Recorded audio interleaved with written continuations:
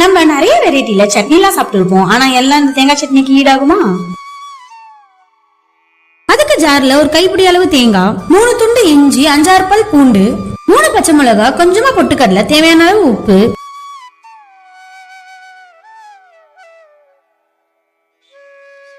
லைட்டா தண்ணி சேர்த்து நல்லா அரைச்சு எடுத்துக்கலாம்.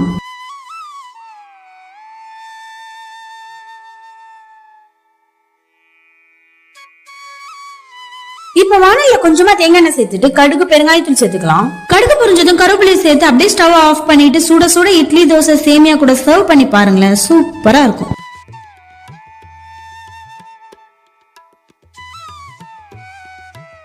காலையில எழுந்து அவசரமா சமைக்கிறவங்களை கேட்டு பாருங்க, சட்னியோட அருமை தெரியும்.